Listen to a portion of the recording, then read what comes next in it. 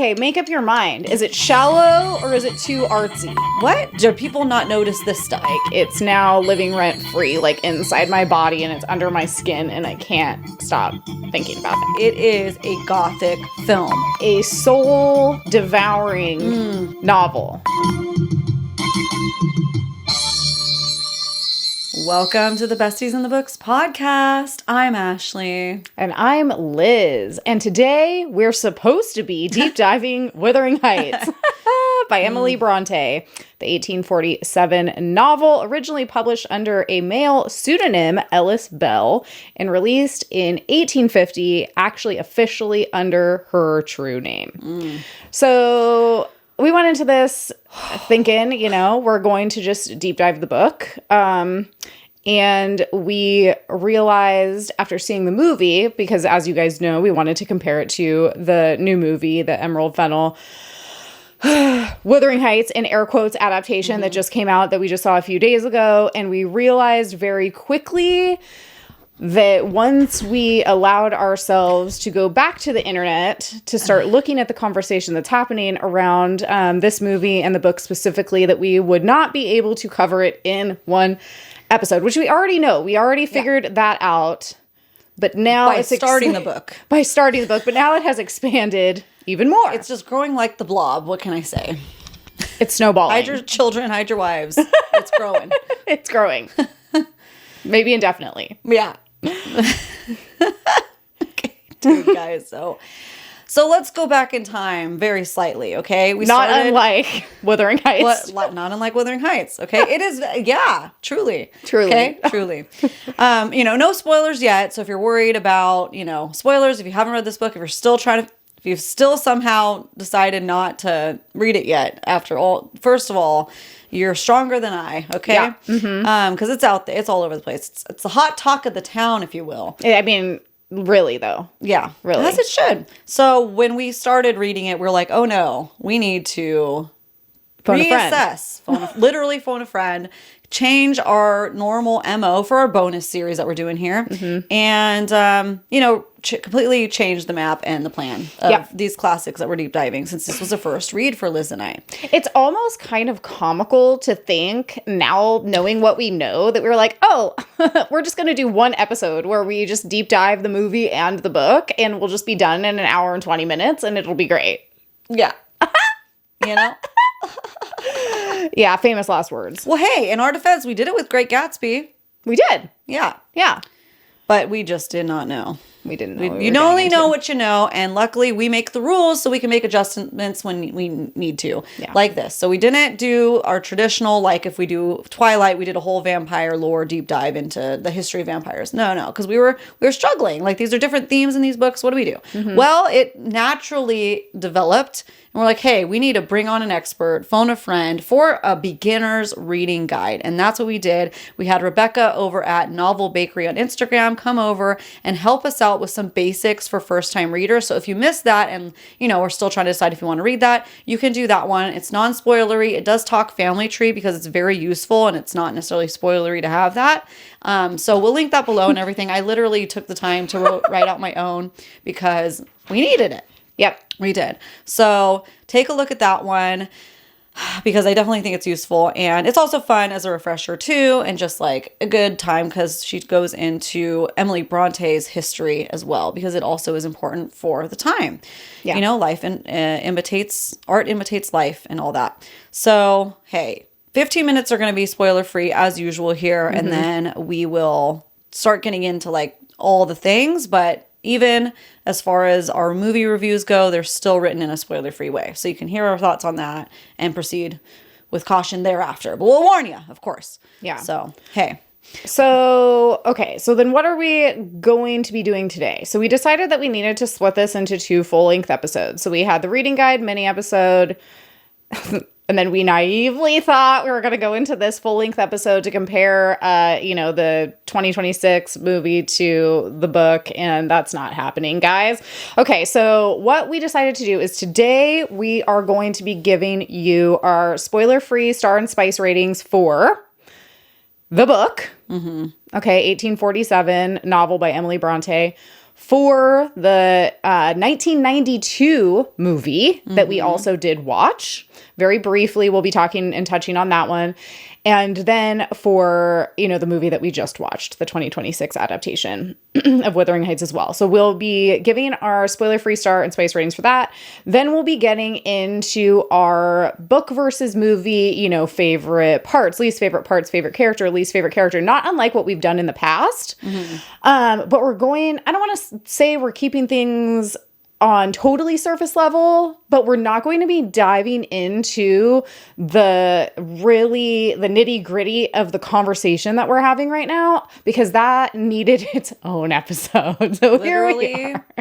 What did we see that movie now? A couple days ago. 2 or 3 days ago. And we're still like, and another thing. And another thing. Yeah. So we compiled as many thoughts as we could, because we're still going to miss stuff, but like a lot of thoughts and opinions of the talk of the conversation that's been happening, the Discord, everything, so that we can try to do as much justice as we can and like pose the questions out from that this movie has created quite the ruffle. So quite the kerfuffle, quite the ruffle. No, I mean, it's true. It's like, we didn't want to spoil things for ourselves, so we were kind of only looking at like little bits of the online conversation, and it's exploded and it's taken on a life of its own. And so, as Ashley have been just hanging out while I've been down here visiting, we've been able to bounce ideas off of each other just at random times and kind of compile a list of the things that we think are the most important conversational topics that need to be had. And that doesn't mean that we're necessarily going to be giving our opinion about everything or answering these questions so much as just posing them to the group,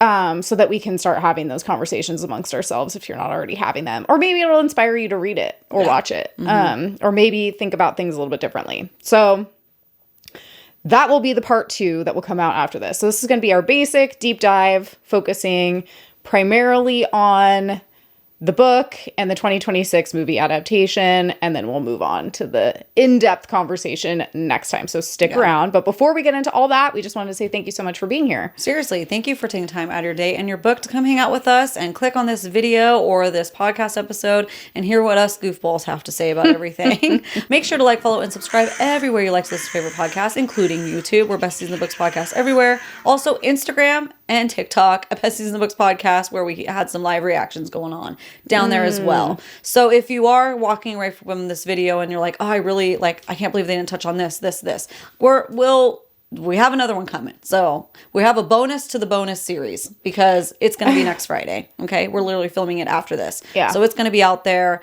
It's going to be talked about, and our DMs are open and you can comment and you talk, especially if you're like, I feel like I need to talk to somebody about this. Feel free to reach out, Yeah, I mean, it's proving to be fairly polarizing, and so that's interesting. Truly. But I think that there's a lot of people who would probably agree with a lot of our point of views as well. Yeah. Not that we want to be an echo chamber, but I think that we have some unpopular opinions, so it'll be fun to share those. For sure. For sure. Okay, so instead of a fave and fail today, since this is bonus, we are going to start with some fun facts. Ooh, fun facts of Wuthering Heights. It sounds like an oxymoron. I know. Yeah. But these are spoiler free. They're just kind of like some fun little trivia, that we've done these in the past with, Hunger Games, Twilight, like all that kind of thing. But we thought it would be a way to just kind of get the conversation started in a less intense way. As if it hasn't stopped since we've seen it, or read it. It haunts me, literally. Yeah. I'm getting that tattooed on me in 2 weeks. Okay. All right, here we go. So the farmhouse, quote unquote, Wuthering Heights, was inspired by Top Withens, a working farmhouse in Bronte's time, now a ruin in the Yorkshire moors. Whoa. And these just come from the internet, guys. So take from that what you will. Not fully fact checked. But I was like, whoa, I kind of want to go there now. Yeah. Let's go there. Let's go hang out and just Besties on the road. Feel the vibes. Yeah. Okay, so I thought that was interesting. The original manuscript of Wuthering Heights has never been found. It's another one. Spooky. Yeah. And, one more that maybe some of you may not know. I know some of us already knew this. Due to the masculine pseudonym Ellis Bell, which Wuthering Heights was originally published under, critics assumed it was written by a man, possibly her brother, Branwell Brontë. So just take from that what you will. There was a good 3 years there before it was republished under her true name. Wow. So a lot of rumors fly around that. Interesting. Yeah. Interesting. Okay, so those are the facts that I have for you guys today. There's a lot of lore. The lore is deep and it is vast. We are finding out. Yes. Okay, so let's just kick it off with our star and spice rating of the book. Yeah. Start us off, Liz. The floor is yours. I mean, literally infinity stars for me. It's a 5-star. I mean, it's 5-star for sure. I knew probably, I'd say within the first 25% of this book, reading it, that it would be in my like top probably 5, if not 3 reads of all time. So it's just everything, the setting, the characters, the language, the symbolism, the intensity. Yeah. It's just, in my opinion, it's as close to like a perfect book for me as exists in this world. Yeah. And so for that reason, I gave it infinity stars, 5 stars. And then a 0 spice. There's not any spice in this book. Yeah. Yeah. Well, I'll say this on top of that. 5 stars, an emotion-evoking tragedy, expertly crafted and numerous POVs with nonlinear timelines that addresses social and political issues that were not only present at the time, but is still relevant today. Still relevant to this day, indeed. It's probably got to be the best review I've ever written, too. I was going to say, you're so eloquent. I don't pre-write my reviews. I just do mine on the fly. It's like, we do the opposite. I'm like, planning my other stuff, but I typically will not pre-write reviews. I don't usually either, but I don't want to keep them here forever because I could go on and on. So today I actually sat down and wrote these ones. I mean, you covered it though. That was a really, you're right. That was a very good review. On the fly. So it's just it's an all-encompassing, it's a soul devouring novel.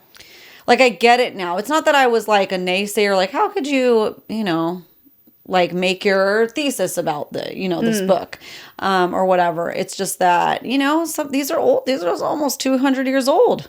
Does it stand the test of time? We did not know what we were signing up for. We're glad we did. And wow. Well, yeah, it was, I don't know that I've ever read a classic, we'll say an air quote, a classic, and had it take me by so much surprise. I think that's what it is. So it's like, I get why people devote their whole life to studying this book. Well, because it gets under your skin, or at least it did for me. I think that's the difference. It's like, we've read obviously many classics in our day, but even here on the podcast, we've covered other classics. We talked about The Great Gatsby. Obviously, we read all 8 of the Anne of Green Gables books and deep dive those. This book has a way of like literally digging itself into you. Like, at least that's how I feel, where it's just like, it's now living rent free, like inside my body, and it's under my skin, and I can't stop thinking about it. Yeah. Yeah. So yeah, very unique in that way, and just totally different than what we expected. Yeah. Yeah. Okay. Whew. All right. What about the 19? So, we try to get as much of the sources we can when we cover these things. So when Liz got here, we made it a plan to watch the 1992 adaptation, because from what we hear out of the like 50 adaptations, it comes the closest, but it does forget a couple things. But not forget. It doesn't touch on a couple things. But overall, like timeline wise, you have the narrators and everything involved, and it's told much like the book. And it includes part 1 and part 2. Yes. Which most adaptations do not. Yep. So what say you? What say I? I rated the 1992 adaptation a 4-star. I think I rated it a 4-star because I felt like it was well done. It was almost like, it kind of almost felt like watching a play a little bit to me. Yeah. Like, it wasn't, in my opinion, lighting the world on fire. You know what I mean? Like, I wasn't like as satisfied by it as I would have hoped, but at the same time, it's the times. You know what I mean? It was 1992, so I feel like things were a bit different. a lot of the movies I like from back then, I like because I watched them back then and now they're nostalgic. Yeah. So it didn't scratch the itch for me, but it was depicted well. It was definitely a little bit more corny, like, which pulled us out, but that's bound to happen. We were under the influence. I mean, but even if we weren't, there was a couple parts. It actually probably pulled us in more. Yeah. Because there were some jump scares. Yeah, there were some jump scares for sure. I wasn't expecting. We'll just put it this after way. dark, guys. After dark. If you don't want any spoilers, there's a scene that it's a little ghostly in the beginning, we'll just say, and it was very dramatic. Borderline overacted, but it was great. Yeah. 4 stars because I feel like I appreciated that it encompassed actually both timelines and the whole story as opposed to just half the story for the most part. But I didn't love it, so that's why it's not a 5-star. And then that was a 0 spice too, right? As far as I recall. Yeah, I don't remember anything. Yeah, just like some basic just kissing or whatever. Yeah. PG level. Yeah. Stuff. What about you? 4 stars as well. 4 stars for the dust. I don't feel compelled to rewatch it in my rotation. So that's what doesn't put it at 5 stars. Totally. It does very much feel like this would be the version that your teacher wheels out on the TV with the strap. Yeah. And it's like, all right, you guys cart. did the work. It's time for a little treat. And it's like, oh my gosh. And it takes this class 3 days to get through because it's pretty long. I can't believe we got through it. But with that said, it's still well done. Yeah. It is. Other than there are some issues. They don't address the race issue. Heathcliff is also cast as a white male. They do address the classism issue. Yeah. So other than a couple different changes, as with any adaptation, it really much follows the timeline and the characters from the narrator that we get, Nellie and Lockwood's point of view. And then, so it would be a good visual aid for those that are maybe having a difficult time.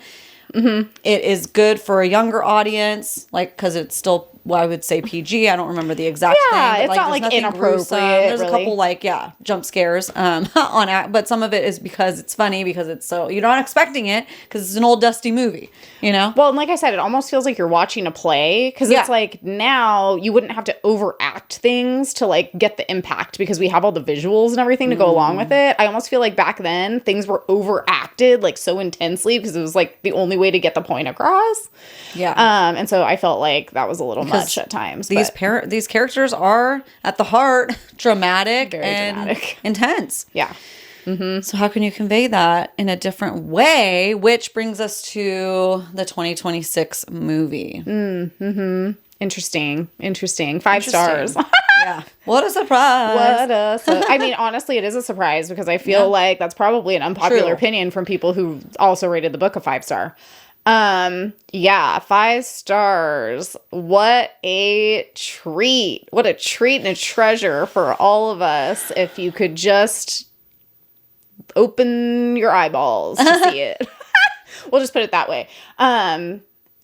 It has its problems, which we'll discuss for sure. But it also has a lot to offer, and without getting into any particular spoilers, it will be going into my rotation of, all the time rewatches. I had read a review that compared this adaptation to a Baz Luhrmann adaptation of a classic, like Great Gatsby or Romeo and Juliet, and I would put it right up there, baby, with those types of adaptations. I appreciate it for what it is, and it got under my skin the same way as the book did, and I think that was a lot of the intention. Yeah. And I would give it a 3 spice. So, knocking my iPad down.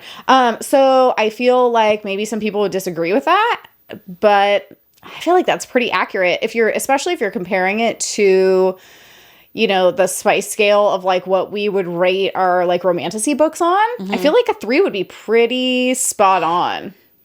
Yeah, but I will say there's no nudity. No. So there's that. It could be considered less in some eyes if you really think about it. But the discord going around people might not have felt that way. Yeah. It didn't match as much with what's being talked about, I think, in like, yeah, just the popular conversation.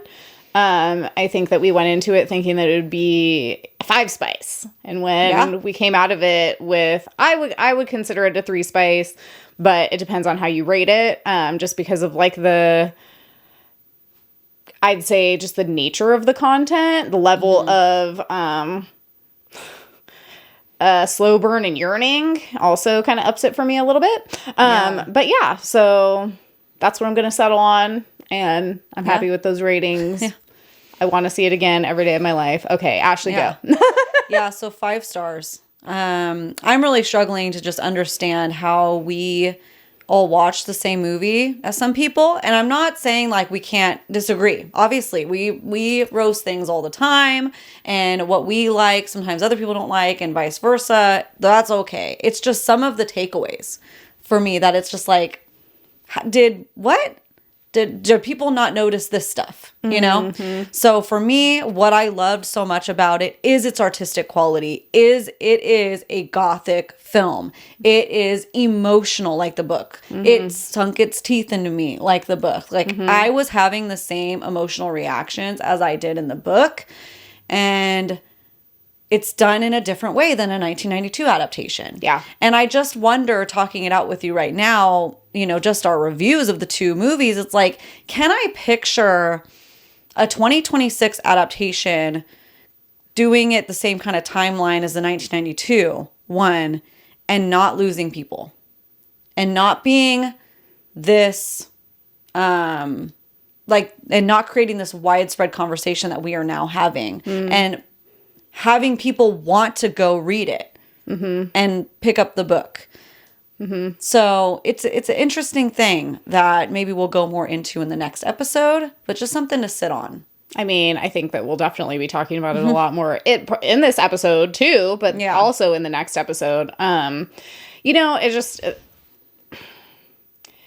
eliciting a lot of the same responses that the book was eliciting in the 1800s, and I don't think that's unintentional. And I think, like you said, it's poetic. It is. It is. If you're willing to see it that way. Wow. Okay. All right. So those are our reviews of the 3 media sources we chose to consume for this series. Obviously, you know, as Ashley said before, there's over 35 adaptations, film and television of Wuthering Heights. So, hey, the lore goes deep. If you need more, like, go to the internet and find all of the things. Yeah. Should we get into the 5-sentence summary in the spoiler section? Let's go. It's me, I'm Kathy. That's what I should do. It's me, Kathy. We got spoilers coming. We just need the people to know that are tuning in for the first time that we can have both serious and comedy. Hey, just also like this book has, and the movie. There's comic relief moments. Literally, so much. Actually, to the point where, like, I love it because when I was reading it at first, I was like, is this supposed to be funny? And then, like, it almost helped to watch it because you're like, it is. Yeah. It's like what we were talking about. It's just like, because they lived in the 1800s doesn't mean that they weren't funny. Yeah. They weren't trying to, like, be funny sometimes. Hello. Yeah. Don't take it so seriously. These people. Comedy wasn't birthed, like, in the 80s. No. Come on. Yeah. Okay. All right, here we go. Comedy never needed to be birthed. It was there all along. Oh. I just have to preface this by saying that we went from 1 episode to 3 episodes. We understand that we cannot even cover it in 3 episodes. And I understand that it is very hard to cover the nuances of a novel this deep in 5 sentences. But we're doing our best to give you the info. Yeah. Ashley's unwrapping whatever instrument. I don't know what it is over there. Okay, here we go. Wuthering Heights by Emily Brontë, 5-sentence summary. Great. In the winter of 1801, a man named Lockwood rents a property called Thrush Cross Grange on the wild and untamed English moors about 4 miles away from another more rundown estate called Wuthering Heights, owned by his landlord, Heathcliff, a brooding, tormented man who he meets after traveling to the heights and being forced to stay the night due to the unrelenting weather.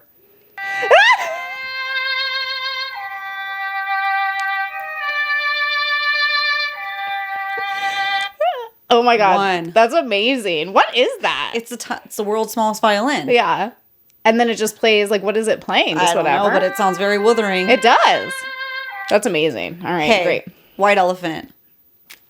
My husband accidentally got it, and I was like, oh my gosh. Really? Save that for the classics. That's amazing. Wow. So, in case you guys don't know what the hell we're doing, a new musical instrument has arrived to the chat. Why do we do this? Motivation. Every time Liz gives us a sentence in the 5-sentence summary, I get a tune prize. will sound just like when you hear the chimes, like this. Like Disney. You never listened to those books on tape? No, I did. So we have Tiny Violin. Tiny Violin enters the chat. So I love that you just got that by happenstance also. Like, you meant didn't to have to be. go out of your way. I like how you're putting it in your neck. trying to like figure shoulder. Yeah. I know. I think I'll just do this. Okay, go ahead. All right. Sentence number 2. After encountering Heathcliff, his haunted mansion, and the people he lives with, Kathy and Hareton, he insists that his housekeeper, Nellie Dean, who has known the family and lived in the area since she was a child, tell him the story of these odd people, and so begins her recollection of her time working under Mr. Earnshaw, the father to Catherine, her brother Hindley, and the dark-skinned orphan boy he names Heathcliff, who he saves from the streets, who Catherine immediately becomes attached to.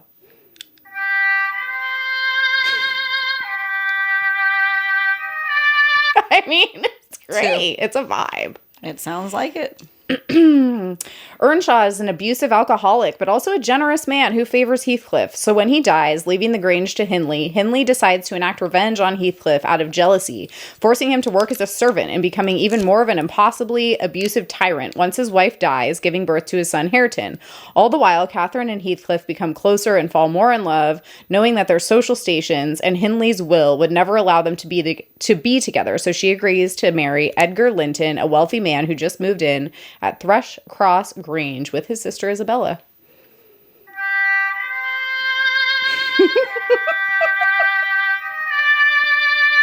Three. It's got that like morose undertone, It you know? does. It works. It works. Upon overhearing about her engagement, Heathcliff runs away, returning 3 years later as an ambiguously but vastly wealthy man with the sole objective of enacting revenge on all who wronged him. He lends money to Hindley, who gambles and drinks it all away, dying and allowing Heathcliff to inherit Wuthering Heights from him. Catherine dies in childbirth, pushing Heathcliff farther into madness. He even takes advantage of Isabella's naive crush by marrying her with the sole intent of abusing her and inheriting Thrush Cross Grange as well. But she flees to London, where she gives birth to Heathcliff's son Linton before dying herself 13 years later, forcing Linton to move to Wuthering Heights to be with his father.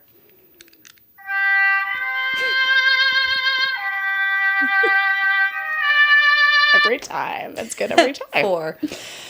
Kathy grows up with Nellie and Edgar at the Grange, unaware of the family history until one day when she goes out exploring and discovers Wuthering Heights and all who live there. Her father tries to warn her, but ultimately concedes when she explains her love for Linton, Heathcliff's biological son, who Heathcliff forces her to marry by imprisoning both she and Nellie while her father is on his deathbed, only allowing her to say goodbye to him once he is sure he will die, and the Grange will also be his. Linton, who has been sickly since birth, dies soon thereafter, and Heathcliff makes Kathy a common servant in his household until she falls in love with Hareton, and they inherit everything once Heathcliff falls into his final bout of madness before dying.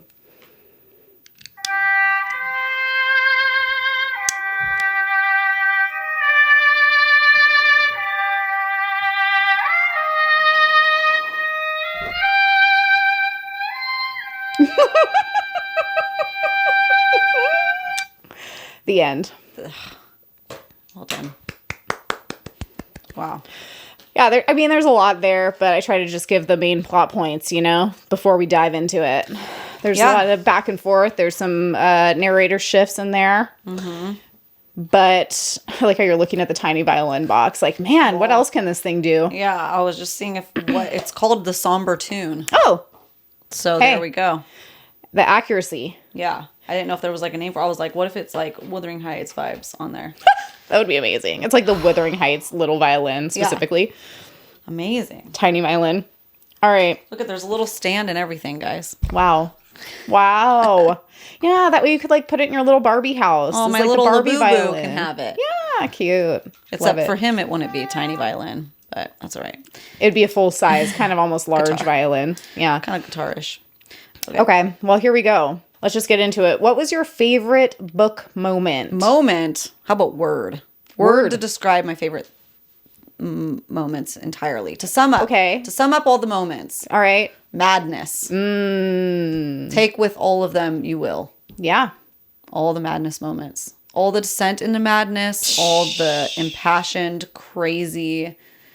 It's my favorite. Yeah. I mean, hey, it's a vibe. It's a tone. Just to build off of that, I said Heathcliff telling Nellie about how he dug up Catherine's grave. And then he gave that speech, you know, the famous speech that we've all heard 1,000 billion times by now. It's not enough. It's not enough. And then requested that one side of her coffin be removed so they can look upon each other even in death. Okay? That was, I mean, I would agree with Ashley that I love all of the characters' intensity and the descent of madness, specifically by, I mean, I would argue Catherine and Heathcliff. Yeah. I mean, and really, when you think about it, freaking Earnshaw, Linton. I mean, it's kind of across the board there. But yeah, specifically, the grave was a pretty good one. The imagery there was amazing. Yeah. Also, I put here that I really, really appreciated, you know, as the events are unfolding, that moment in time when we realize that the timeline is in fact lining up. And Lockwood is realizing that the story has now come full circle and it's going on right now with the people that he met. Yeah. That was that was like a genius move on Bronte's part. Yeah. So cool. Like the shock that I got in 2026 from realizing that this is happening right now. Yeah. Wow. Like just genius. Like in Lockwood, yeah, that whole like connection from the beginning and to the back to the end when he comes back from it, that is what sparked Lockwood seeing Kathy's ghost is like what kind of snapped Heathcliff out of it. Like, and gave him that bit of closure and release that he was like, okay, it's time. I'm ready to let it go and fade away into the night. Yeah. And was like a little nice to people at the end, totally. You know? And like, yeah, it literally snapped him out of it. It was just like, yeah, so crazy. So we gotta like see that unfold. Whoa. You guys know, if you've been here a while, the full circle moments, the dual timelines lining up. There's something so satisfying in my brain about that. And so when that clicked, I was like, ooh, she meant that to be very impactful. And I even had typed in the Fable chat. I was like, whoa, wait, what? Yeah. So the fact that she can elicit that kind of emotion from us now with all the media that we're able to consume and have. Yeah. To still be able to shock us with that. Yeah. Top tier. It's one of those books that you're trying to guess it the whole time, but you don't know where it's going. Because there is so much happening and you have different timelines, different point of views. And you're just like, you know, at the beginning, I'm thinking, oh, we're going to hear the, like, what tragedy happened befall this. It's Kathy, right? You don't know it's second generation yet. And like, because her husband's dead too, right? So you're just like, okay, we're going to hear that. And it's like, no, we're going to hear this guy. Oh, this is the Heathcliff. Because everybody's names are the same. Yeah. You know, so you're like, you know what you like little piece names that you hear about Wuthering Heights, especially as the movie's coming out. Yeah. You know, and to go into it not being spoiled is good, but it's also like, you still don't know it until you know it at the same time. Like, you have to read it. It's not one that you can completely... that could be spoiled without going through every single thing. Do you know what I'm saying? Yeah, totally. Because it's like you have to experience it, like as it's unfolding. Yeah, for sure. I agree. So yeah, we love a good timeline. We love a good groveling at the grave, you know. But he takes it a step further and digs her body up. Yeah, which is crazy. Okay, so what about your favorite movie moment? Ooh, for me, it's the tree hands. The tree hands? But specifically from the 1992 That was your favorite movie moment from both movies? Not from both. I just wanted to make sure we gave it a shout out. It's great. Okay, we have to just describe it to you. Okay, I was a little bit shocked that Ashley chose that, so it took my brain a second to rethink it. Yeah.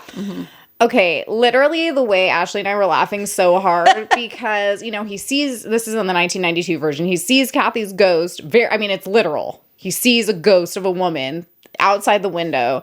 The tree crashes through the window, which happens in the book. There's 2 stick branches that come through, and he grabs them like handlebars, and then they turn into hands. It's almost like he's trying to push it out. It's like a weird push and pull. Yeah. And you know in those like 80s and 90s movies where it kind of like slowly fades into a different thing? Yeah. That's when it turns into her hands. And we're like, Snow White, a ghost. Yeah. You know? Like, literally, that will never leave my mind. And the hysterics were like so spot on. Yeah. Oh, and overacting, but like so funny. It's So just so funny. It was great. So it stuck out to me. Oh, yeah. I mean, it was a good Yeah. time. I'll talk about the new adaptation too, but you go ahead. Okay. Well, just to take a hard right turn from that.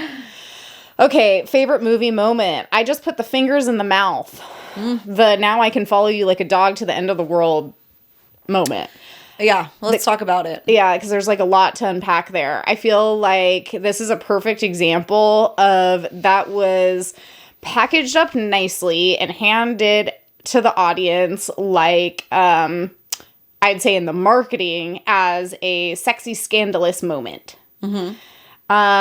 Okay, well, while I will say that, yeah, it was enjoyable to watch for those reasons, there was a lot going on there. And it was very important. But what does it mean, Liz? What does it mean? What does it mean? For the people that it's not clicking for them, right? It's on the superficial level, we get it. But what does it actually mean? All right, so let's just set the scene. Sorry, I'm holding my head crazy because I feel it makes my brain want to explode. Okay. Yeah, stay in there for a second. I gotta explain this. Okay, so we're watching this unfold in the movie theater. We think what we're getting is like a sexy fingers in the mouth moment, right? Which, as I just said, is you do get that. But that's okay also. That's okay also. Yeah. Okay, but what we got, the full picture, the whole picture, is, you know, Kathy and Heathcliff, you know, they have this tension that's been building through their whole, you know, childhood, adolescence. They're now adults, right? Or like young, like I'd say around 18 ish, probably 18, 19, something like that. And, you know, she's kind of experienced some, you know, they haven't actually like kissed or anything like that, hasn't gone on between them, but they have this tension building. And so basically she runs off to, you know, have some privacy to, you know, basically self-pleasure herself. Yeah. You don't, again, no nudity, you know what's going on, but the skirts are huge. The skirts are huge. She's got a hand under there, whatever. You can't see anything, but you know what's happening. She's off on the moors in the rocks, whatever. Okay, well... She's off on the moors in the rocks. That's literally what it is. Best option. The house is full. Yeah, exactly. You know? What are you going to do? It's creaky and a maid could come in at any second. Okay, so she's, you know, off doing that, having her little time, thinking about Heathcliff because she's like, I don't understand these feelings that I'm having. I'm not supposed to be having them for him, but I do. And... the girl can't think straight now. The girl can't think straight. We get it. We get it. Okay, so...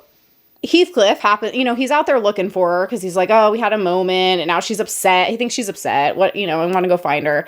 And he stumbles upon her and figures out what she's doing and is like, oh, okay. Like, I don't know. Should I look away? Should I not? Like, I don't know what to do. Well, he accidentally steps on a rock and makes a noise and he's like, crap, you know? He like had a, you know, fight, flight or freeze moment. Yeah. Like, fawn. Yeah. I don't know what to do. I don't know. So it's kind of a little bit of Frozen, like, oh no. You know? But then he kicks the rock. She hears him. She's like, oh no. He's like, okay, well, I need to make myself known. Yep. Comes around, you know, and he basically, you know, she's so embarrassed. She's like, oh my God, I can't believe this. I can't believe you saw that. I can't, like, she's literally losing it, you know? And he looks at her and he's like, there's nothing shameful about what you did. Like, nothing. There's nothing wrong with what you're doing. There's nothing shameful about what you did. He says those words or something, you know, I'm paraphrasing. He has the uncomfortable giggle like anybody would. Yeah. And then he's like, oh, I can't believe you can make, and he's like, no, there's nothing to be shameful about. And I felt like saying that was so important and intentional. Yeah. Because we're going off script here, right? We're going off book. It's still, you know, something that could be happening, but it is important to know that that was an intentional, not choice. For scandal, but look at these words that are being said. Look at the full, like, we're zooming out and we're looking at what is being presented to the audience right now. Yeah. Yeah. And he is telling her that she doesn't need to feel bad for how she feels. That's perfectly normal and fine. And then that's when he takes her fingers and puts them in his own mouth. And that's when he says, you know, like, basically, now I can follow you like a dog to the end of the world. presumably because he has her taste and smell on him now. And it's like the whole thing about like normalizing that from her end, but then also from his. Like that isn't dirty. That isn't gross. That isn't something to be ashamed about. It's normal, and he's showing her that. And destigmatizing what women are taught all growing up. Oh, yeah. You're dirty. You gross. That's something you like save Literally, for your husband only if you grew up in purity culture. And even then, don't do that. Yeah. So, like, let's all look at it as a group and see how many times Liz brought up, how many times are we seeing the gender flipped from just the male, just like on screen for no reason, no intention. It's just, we just see it. Oh, like see that kind of action going on from a guy in like any type of like media. Yeah. Yeah. All the time. Yeah. It's normalized. It's a lot of scandal is going on right now. And it's the first time I've seen it from a woman, you know, not that it's not out there, but like, and then what conversation is being brought up now because of those words that are said. It's important. Yeah. Yeah. And Some I think I think the representation's important, but I also think not that we need male validation in those moments, but to have male validation in those moments is also representation that is important. Yep. So looking at that scene for what it really is, I think is so important, and not taking the meaning out of it and just being like, ooh, it's a scandalous thing. It's just about selling sex. No. If it was, that would also be fine. But I think it's important to note that that's not what all was happening. Well, the problem is when it is more, right? That's what the problem is. It's like, it's not just that and then cut to screen like we usually see. So that's like how it's being taken away from some viewers, is that's what it is, which would be fine if that's what it is. But we have to look at it and see, no, this is more than that, because it is more. That pulls it out of context. Yeah. And does it a disservice, I think, by pulling it out of context. So that was my favorite movie moment. I was like, the gasp, I gasped. You know what I mean? It's like, literally, it was great. On all fronts. Yeah. On all fronts. Okay, so what about your favorite? Oh, my favorite movie moment also. So for me, what gets me going is all the imagery and symbolism that were being presented in this 2026 adaptation. So I think those quiet moments that we're seeing where we're panned out and we're seeing, you know, Wuthering Heights with her red dress, like all are invoking emotion without having to overact. Like we're feeling things in the quiet moments, and it's also intentional. I need to watch it again to like also fully like understand everything, or looking up the symbolism, because I'm not like a dictionary of what everything means. And we have stuff that we're going to go through in the next episode. But like for me, that's what elevated. And it's getting a lot of criticism for being artistic, and I don't understand that, but okay. It's like, what do you want from us? What do you want from us? Well, that's the thing. It's like, okay, make up your mind. Is it shallow or is it too artsy? Yeah. You know, am I too much or am I not enough for you? Yeah. That's how this conversation feels to me. It's like very contradictory. It's almost like it's too opulent and showy. But then it's almost like maybe it's like that for a reason. We should be looking at what's there, what's layered there. Yeah, we got a lot more to say. So we'll have to put a pin in that one. Yeah. But yeah, that quality that it brought to me. Yeah. Oof. So the flip side of that, okay, so least favorite book moment. Shifting back to the book. Yeah. I mean, you know, who's a fan of perpetual abuse? It's necessary. Literally, obviously, everything we talk about in our least favorites are going to be necessary in the book and the discussion. But yeah, it sucks. It sucks, dude. It sucks to see generational behavior being repeated, you know? It sucks that these people are only given these choices. Slim pickings. Yeah. Yeah. It's like what we were reading some reviews and just miscellaneous stuff, right? Like marrying the only person available. Yeah. You know? Yeah. Hey.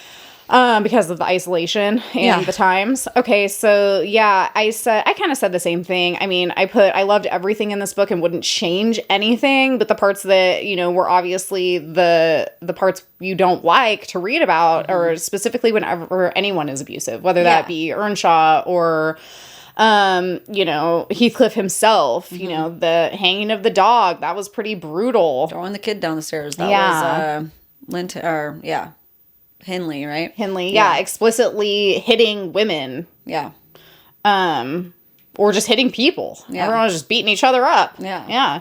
Or pulling guns on each other. Yeah, it wasn't a good time. There was a lot of dysfunction going on. So all that stuff was obviously uncomfy to read about, but it was extremely important to the themes of the novel. So you couldn't remove any of it. What about your least favorite movie moment from the 2026? Okay. Same thing. Wouldn't change it. But, okay. Eggs. Skin wall. Hate those. But they're intentional and important to elicit reaction. These things, guys, that are making us uncomfortable. Are supposed to be. Yeah. It is horror. It's gothic horror without being gory. It's not always blood and guts that is horror, right? So that is like the long zoom in on the kneading of the bread, and the way that whole thing is going is uncomfortable on purpose. Yeah. It'll stick with you too. The fact that everything is wet. Yeah. Yeah, that's not just a sexual thing. Yeah. That has to do with the weather, the overall tone, the juxtapositions of the two estates. It has to do with a lot of things. Yeah. So yeah, it grossed me out too. Least favorite, but also it has to be there. Love it. Do not remove it. Yep. Yeah, I took it a little bit more literally. I put the sad scene where child Heathcliff lies and is beaten for Kathy. That was quite sad. Yeah. But also important to move the plot forward and show the dynamics going on, specifically with Heathcliff, Kathy, and, you know, Earnshaw, who they merged in the movie into one character. So there wasn't a brother. There wasn't Hindley and Earnshaw. There was just Earnshaw in the movie. Yeah. So that was important to show that dynamic, but didn't make me like watching it anymore. It was quite sad. Yeah, for sure. For sure. All right, what about characters? You want to just do least and fave? Just put them together. Yeah, least favorite, most favorite in the book, we'll start with. Yeah. Okay, in the book, my favorite character was Heathcliff, for sure. That being said, by favorite, in air quotes, I'm classifying him as my favorite. He's the most interesting. That doesn't necessarily mean that I like him as a person. There's a difference there. Yeah. My least favorite book characters were Hindley and Earnshaw. I mean, I don't know how, you know, like, they're pretty terrible. Yeah. You know, the cycle of violence, you could argue, you know, didn't originate with Earnshaw, but it, for all intents and purposes in this story, it did. Yeah. And he passes it down. And so, yeah, for that reason, those two characters were my least favorite. What about you? Yeah. Intentionally, again, from Emily Brontë, no one is likable. No. Hey. And no one's supposed to be. And no one's supposed to be. All these characters are flawed, just as people are, right? But special hate mail does go to Hindley. So, hey, there's that. Yeah. And then because he and Earnshaw, they're responsible for a lot of this drama, as well as society. Honestly, who's the least favorite character for me? Society. Just a general. That can also be a character. Right? What society expectations is placed upon females or people of color, and classism that's going on. Least favorite character, having these freaking uphill battles for everybody that literally changes people's choices and makes them terrible people sometimes. Yeah. Right? Okay. So there's that. Favorite, is Catherine and Heathcliff, OGs, because they're interesting. Yeah, that's what the story's about. Yeah, it's their story, and everybody involved in how it affects them. Yeah. But a special shout out, a special love letter to poor Edgar. Stuck through it all, through thick and thin. Like, hey, chill out. Yeah. Yeah. But he had a stake in the game too. But he did. Okay, so let's talk about that. Least favorite, most favorite Movie characters? All right, listen. Favorite movie character, Isabella, hands down. Are we the only ones? Please let us know. What a great character. Okay, we're talking about the movie Isabella. What a great character.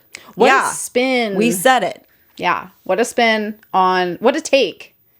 What a take. Okay, what do we know about Isabella from the book, Liz? We know that she's basically the sister of Edgar, Linton. She moves there with him. She has, a claim to this property because there are no other sons, right? Yeah. That's what we know at this point. So she also has a fair amount of wealth. Yeah. That will be bestowed upon her once she gets married. Yep. Right? We know that she has a crush on Heathcliff. That she's young and naive and hasn't experienced much outside of, this, her family's world. Yeah. Like, that's what we know. It's very, young and naive. Yeah. Who would you have a crush on? Come on, give me a break. Yeah, Heathcliff walks in, you're not going to have a crush on him, there's no other guys even around. There's nobody around. You have to live with your brother who's overprotective and basically is like, you get to stay in the house and make crafts and have a ribbon room and a Pomeranian to hang out with, and that's your life. Yeah. Unless you get lucky enough to where some guy comes along, probably old and dusty, who then you'll get to, I put in air quotes, marry, and you should be grateful for it, and then you'll get access to your wealth and live, quote unquote, happily ever after. That's what we know about Isabella. Her whole life. And in the book, it's shocking, right? She runs off, like, oh my gosh. But it's shocking in the way that, like, oh, I can't believe she left this life to go with that one. Yeah. But we have to, dissect why would somebody make that choice, right? You already have a little crush going on. There's lots of tumultuous relationships happening. Your whole life is determined for you, and you're a teenage girl. There's or Catherine, a young 20s. Oh, good luck, Yeah, okay, look she has a crush on you. And she's just like, hey, and then when he does show interest, it's like, okay, so she's going to run off with him. And we also have to remember through the book that we haven't really fully talked about yet today in this video, that this story, these people's stories are being presented from a biased narrator and an unreliable narrator 18 years later, 20 years later, So we do have to keep that in mind. So what are we seeing in the book from Isabella going off and marrying Heathcliff? Only a little glimpse, right? Because that's Catherine's lady. She's not even with her all the time. She's not with her at the same level. She doesn't have the history with her as she does with Catherine. So I would say personally, and I'll let you speak, if I was to write this in a different adaptation, I would see that character and the maybe not plot hole, but the character development as an opportunity. What can I do with this character? Well, I think that it's like Isabella existed largely in the book to allow for Heathcliff's revenge to have a tangible outcome. By marrying her, he got to inherit her wealth. Once Edgar dies. And, he also got to use her as a pawn to make Catherine jealous. Yeah. Right? Okay, so she's essentially used by Heathcliff and then physically abused by Heathcliff in the book. And that's essentially why she exists. I think the reason why we liked her character so much in the movie was because of the fact that we know so little about her that Emerald Fennell decided to say, but what if this is what was going on? Yeah. What if there was a lot more to her character than we knew about? Than the perspective of Nellie. Exactly. Than the perspective that's getting told through this narrator who we're finding out now was, as any narrator, unreliable in showing things from her own limited perspective. So, I really appreciated that because in the movie, she's portrayed as someone who's like, I have my whole life already determined for me. She's clearly very passionate. She's immature. She's sheltered. She's looking for some kind of excitement in her life. That's why she, becomes obsessed even with Catherine. Yeah. Before she even knows we see Heathcliff. that. We see her obsession with every thing that she gets exposed to because it's so little. Yeah. It's like you're going to grab onto it. Even with her talking about, as we mentioned before, Romeo and Juliet. Her passion, right? And Edgar's like, wow, that's enthralling and doesn't really seem very interested in it. And she's like, I just need some passion in my life, and everything around me so falls flat. Yeah. Right? And then Heathcliff walks in and he's just this force. Mm-hmm. So she's immediately obsessed with him too, which tracks with her character. Yeah. And then I love that the twist there is that, you know, I think she's making this arrangement work for her. Yeah.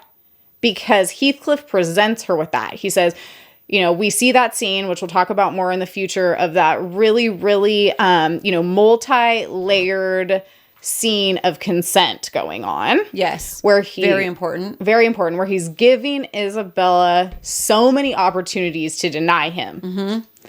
He's like, you want to proceed with this? I'm a bad guy. Yeah. You want to proceed with this? I'm going to use you to get at Catherine. Mm-hmm. And I think she is so desperate to feel anything in her life and be free of these confines that keep her. Yeah. That she decides, okay, you know, she's fully informed and she's like, I'm doing it. I'm going for it. Yeah. I'm going to do it. And the way that it's portrayed in the movie is that Heathcliff is not, in fact, abusing her, but giving her the option to have this transactional relationship where he essentially provides her with, we'll just say, satisfying her unique desires. Yeah.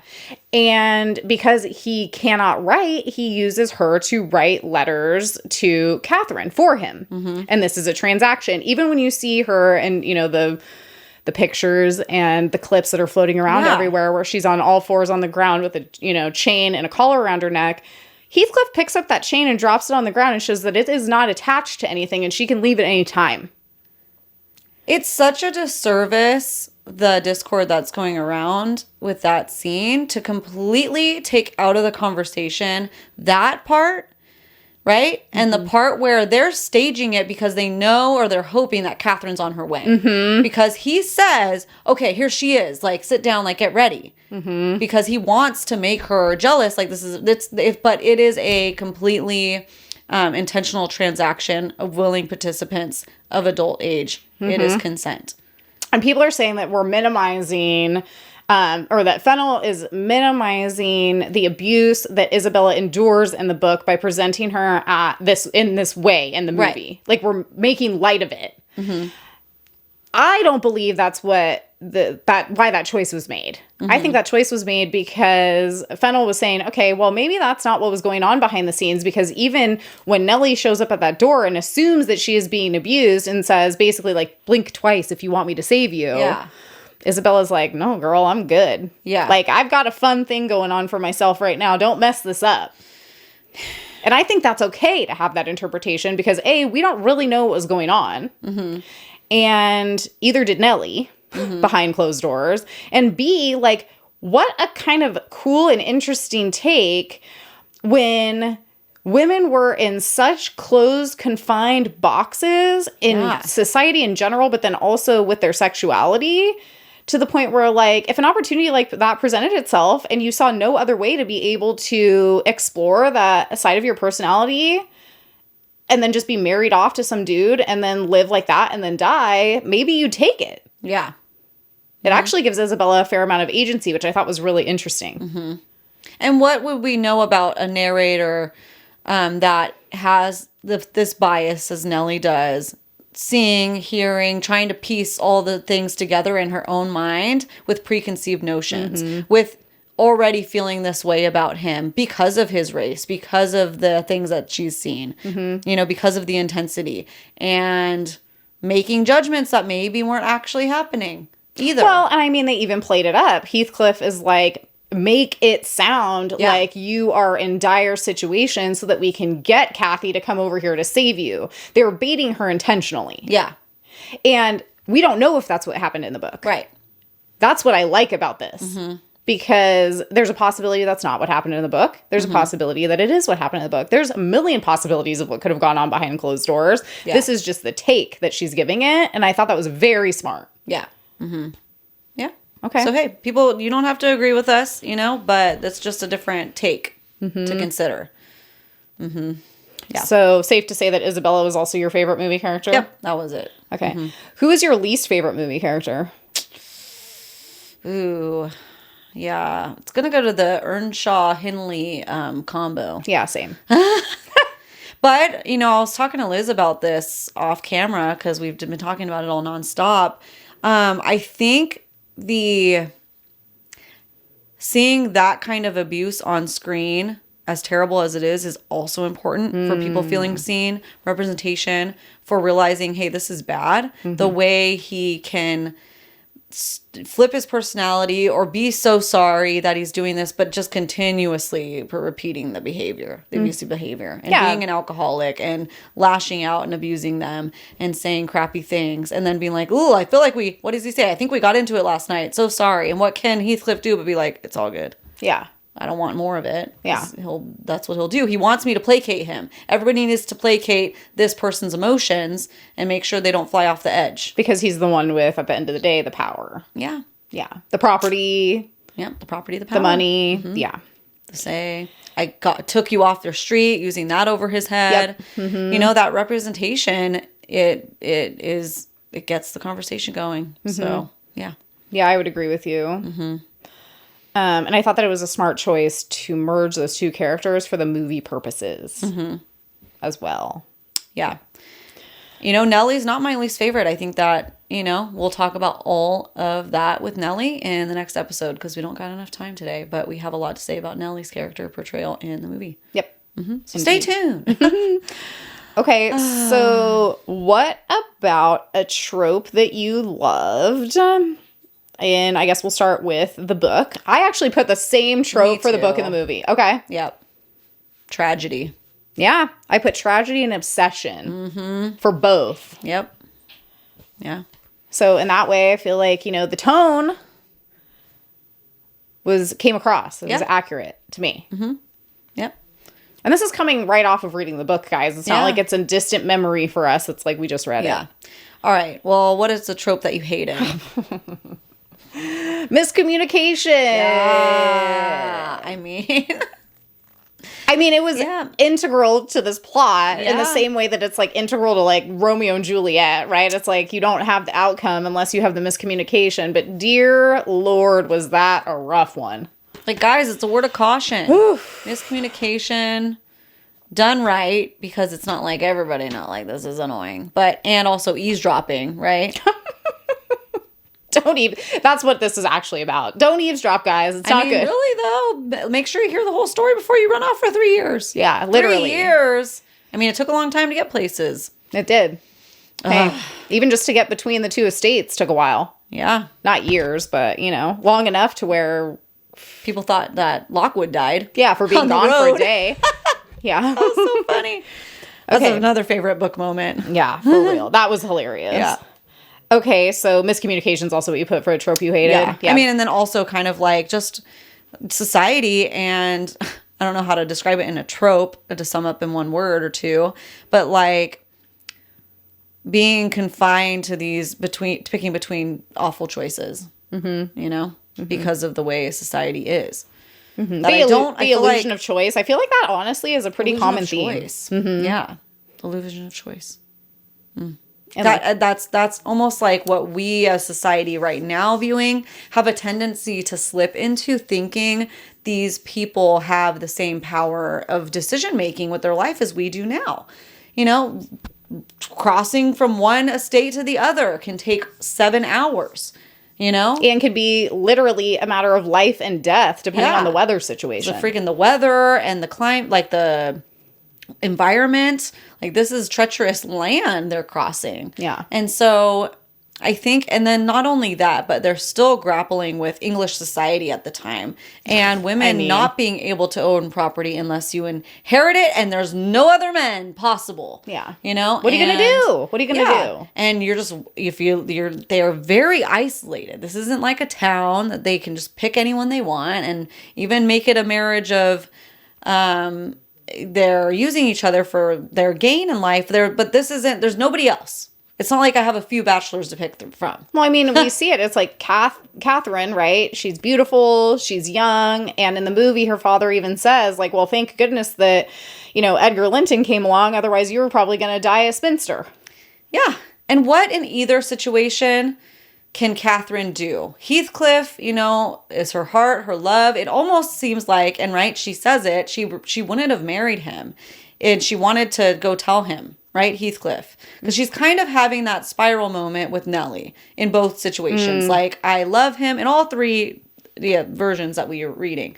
I love him, and like, it's almost like she needs to marinate. She's venting, she's talking it out, hopefully gaining some advice, but almost kind of coming to it on her own.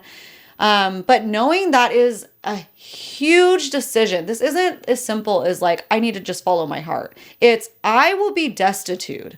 Well, and my whole family. I have other people to consider. Like, do I just follow my heart, which some people just think is, your desires? And I will be out on the street. I will be a beggar. Like, what can I do with the choices that I'm given? Or I can marry Edgar, and I can maybe, in doing so, help elevate Heathcliff's lot in life. Yeah. And then my love can be transported in that way. Yeah. But Heathcliff, names are hard, guys. Heathcliff leaves for 3 years. You don't know if he died. People thought he died. Yeah. Lockwood died. Yeah. On the street. So it's like, okay, she being gone still for a waited. day. I think people forget, like, she still waited, And then she went through with it. And then but then of course Heathcliff is so far gone already and unreasonable that it's like, okay, further descent into madness. Yeah. Yeah, I think that taking it out of context and assuming that it would have been even a tiny bit easy to make the decisions that any of the women in the story had to make, does this book and movie a huge disservice. And I think that they did a little bit better of communicating that in the movie, where basically it was like her dad was gambling away all of the money. Yeah. And literally, like, we can't even burn logs. Ooh, that chair scene. Ooh, that was great, guys. Oh, you're cold? Oh, that poor cheap bastard won't burn the fire? Let me smash apart this chair for you and burn it. Yeah, get yourself a man that'll do that and then not go insane. Yeah. Can't we have both? I know. But yeah, so I feel like they did a good job of showing, like, if I don't marry into money, we literally compared it to Titanic yesterday. Yeah. It's a Titanic situation where we will be ruined. Yeah. If the whole responsibility to hold up this whole entire family, our estate, and all of the servants and everybody literally is on your shoulders as a young woman, because all we have to barter now is you as a person. Yeah. That's a huge burden to bear. And so, and especially to do that in your, like, early 20s, to have to be like, well, what am I going to do? Save my whole family and our legacy, or choose to follow my heart because this is how I feel? Yeah. And the person that I'm also in love with, is also a disenfranchised individual who also is going to face the same challenges that I do. So honestly, like, if you're looking at it from, like, an objective outsider's perspective, it almost seems like she made the right choice in marrying Edgar. Right. Because it's like, in a perfect world, yeah, she could use that money to help her father and, to rise them back up. She could also give some money to Heathcliff to help him not be destitute. Maybe he could have a better life. It's just a lot to put on one person. Well, yeah, for sure. And I think we have a tendency as readers, all of us, to self-insert a lot. And this is what I would do. Oh, that's crazy, because I would never. But it's like, well, but you're taking it in context of who you are now and what society is to allow you to become who you are right now. What would you actually do if you were in that situation in the 1800s, early 1800s? It's crazy.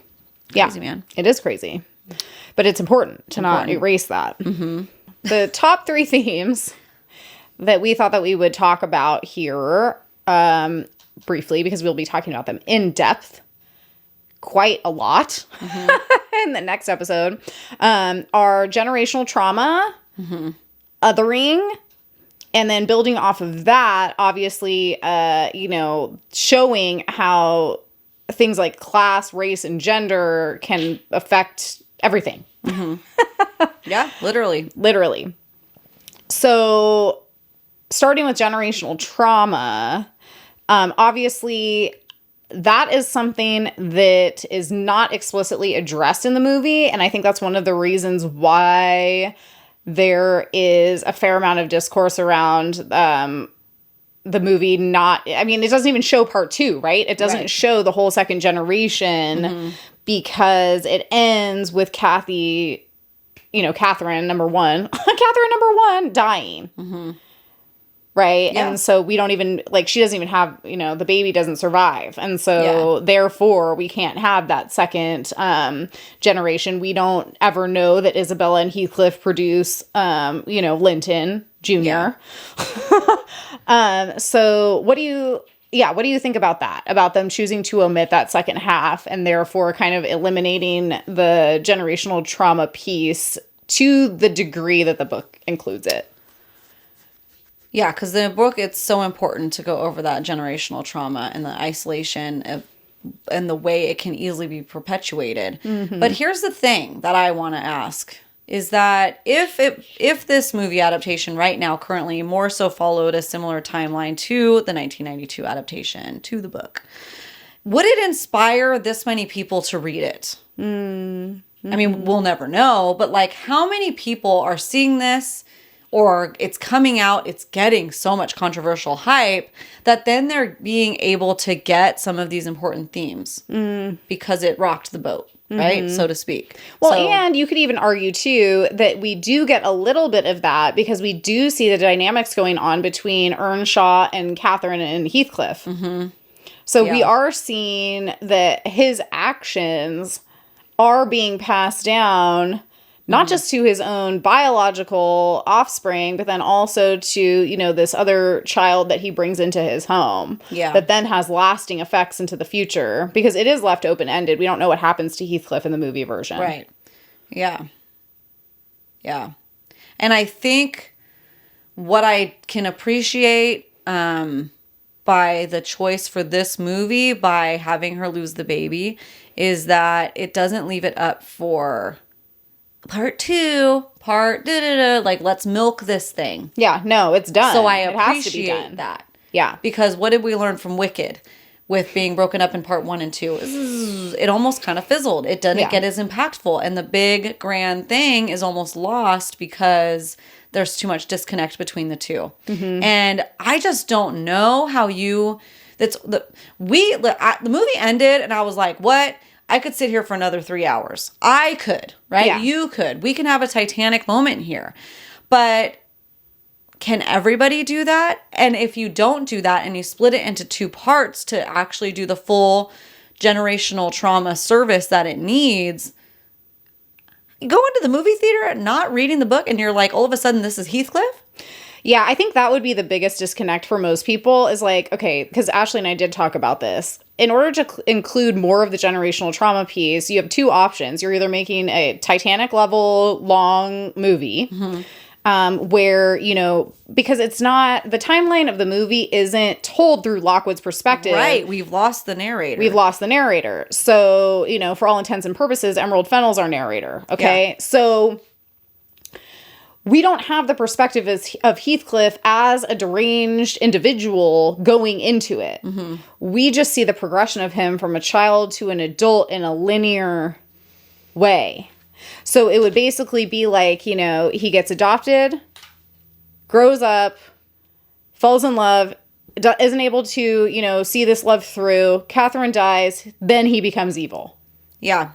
To enact revenge because of all these reasons, right? Okay. So then in the middle of the movie, you would get a snap and now, Heathcliff is a completely different person and is changed because of these events. Whereas in the book, you're going back and forth. And so you're seeing him right out of the gates as this unlikable character. And then you're able to digest how he got from point A to point B. In this movie, it'd be no time to digest. Just all of a sudden, now he's a bad person. So it's we'd either have to do that in 1 movie or we'd have to do it in 2. And if you did it in 2, I think that would be even more shocking, like you said. Yeah. We're going to wait a year and then come back and now Heathcliff's evil? Yeah. It's it doesn't, I don't feel like it works. I feel like what she did worked. And a lot of adaptations have done that and didn't get as much freaking heat. Yeah. But with generational trauma, what I think... I feel like Catherine kind of gets more of a pass than Heathcliff when what I do appreciate this movie has done is slow down the story, right? Because we're seeing, the focus is more on how they grew up. You get them as kids, and what they experience. And it's almost like a nature versus nurture situation too. And the things that we can learn from the book as well in Gleam is that this is someone who's brought in off the streets, right? Who has dealt with racism and classism and has to integrate himself. And then these people are abusive and they're crazy and they're isolated. And how this was a villain origin story. Not everybody turns out inherently evil, right? There are people that become evil. And I'm not trying to be a sympathizer or anything for Catherine or Heathcliff, but we're seeing that people are multifaceted. There's a lot of dimension to people and their characters and why people do the things that they do sometimes. Sometimes it's just that they're crazy, right? But in this case, these things are building over time. Yeah. And it's not just their love for each other that makes them awful people. It's the way that they're forced into these boxes and the generational abuse and trauma and the cycle that continues because of the societal pressures that then continue on to the next generation, because then Heathcliff is lashing out on the children because of their lots in life and how they were placed in it. And they're the personification of lost love. And, okay, well, you killed my love and now you're there. Like Kathy, how many instances do we see of that in people's anecdoted stories? Oh, my dad hated me because I killed my mom during childbirth, Yeah, things like that. So, well, I mean, even I thought also that the movie did a good job of, as you say, slowing everything down so that we can see them as children a bit more. And you can even see how Kathy is acting out as a child in response to her being treated this way by her father. Yeah. So it's even though she has more societal privileges than Heathcliff, obviously, she still is very volatile, even from childhood. Yes. Yeah. And they kind of tease her about it constantly in both books and movies. Emotionally unstable. Yeah. And you have to wonder how much of that is personality and then how much of that is actually reactionary to her situation. Yeah. So I don't think that it was overlooked in the movie. I think that it was just treated differently. Yeah, because it's how can we fit as deep as it goes with the time that we're given? I think that she maximized the impact using essentially just the interactions between Earnshaw and, for all intents and purposes, his kids. Right? Yeah. So what about just the theme of othering in general? Do you feel like, obviously in the book that was a huge theme. Yeah. Throughout the whole thing. Yeah. Symbolized primarily by Heathcliff. What do you do you think that also the movie did that justice at all, or how do you feel about that? It could have gone in deeper with othering with Heathcliff's character, of course, but there is classism going on. There is, be grateful what you're given, and you're still even though you're adopted, you're still treated as if a servant, but nobody should be treated like a servant either, right? But then we also see it a little bit of Heathcliff's story then adapted to Nellie's story. That's important. Okay. So I don't know how much you want to go into it now or in the next one, but I would just touch on it a little bit. Yeah. So with Nellie, we're seeing at the beginning of the movie adaptation of it, because in the book, Nellie is a white, middle-aged-ish lady from England. English lady. It's one of the only jobs you can hold as a woman. Yeah. Right? But seemingly not interested and not pursuing anything. This is where she lives. This is her life. This is her livelihood, right? She's going to live and die there. This is what she does. But in the movie, it was taken the story of Nellie and almost given a little bit of what Heathcliff would have had to deal with. So we get the representation there. So we see at the beginning that Nellie isn't even a paid servant. She's there for free. And because the servants even tell her when she's sitting there stitching with her drink next to her, like they're mouthing off to each other. And then the servant says that just because your dad is a lord will never make you a lady. And what only act that you can do, so a glimpse into her personality for the movie, is throw the thing off and now she has to clean it up, you know? So we're seeing that she's also stuck, even though it's her choice to be there, right? But how much of it, I mean, that goes back I'm to... air quoting for people listening. What kind of choice? It's her choice to be there. But what kind of choice does Nellie actually have? And then what continues on in the story with Nellie is people are upset that she's been villainized, but I don't see it as a villain because I think all these characters are so flawed. I see what the movie did as showing a little bit of meddling in the miscommunication, in the eavesdropping, because she also needs to ensure her lot in life. In the movie, she's with this abusive alcoholic who's they're literally cleaning up piss and vomit of him. He's going to die soon too. If it continues with Heathcliff, are we continuing the cycle? You know, am I going to help to break the cycle? Give a little nudge, like make sure he overhears this part. Does it make her villainous? That is so black and white to put in that box. Yeah, I agree. And I think it discredits what Fennell has done with her story and show how that was intentional to show that she is meant to be a lady. She's almost there as a lady in waiting, like a friend, a fill-in friend that's a couple years older, maybe a little bit more mature to help guide Catherine in her outbursts, you know? And she needs to make sure, and sometimes it's an impulsive decision because it's like, what am I gonna do if she marries Heathcliff? I'm going to be out on the streets too. I'm going to have to find someone Edgar. else. Yeah. You know, so let me get rid of him, and I'm not making the decision for her. It's almost like, again, what would you do in those times? You're someone who you even had all the makings to be able to be successful during this time period, but you're still a woman and you're still a different ethnicity than white, right? Yeah. Whatever it is. Yeah. She's already at a disadvantage. So she's trying to figure out how to secure her own, not just her own station though, her own station, but also Catherine's station. She does care. She does care. You can see it. You can see the frustration and the, you know, the watching and the lurking that of like, it's out of like caring as well. Well, and it would be one thing if Edgar Linton was a bad guy in either scenario. And sure, he's an opportunist, just like everyone in this book, okay? Like, he has something to gain from marrying Catherine as well. But as far as we know, he's not actually a bad guy. And so by pushing in her manipulative way, we'll say, Catherine to, you know, marry Edgar, I wouldn't necessarily say that she even really thought she was doing anything bad. Like, it'll probably be fine because then we'll be rich and he's not a bad guy. So I would say that I agree with you. I think that she was doing the best she could with the situation that she had.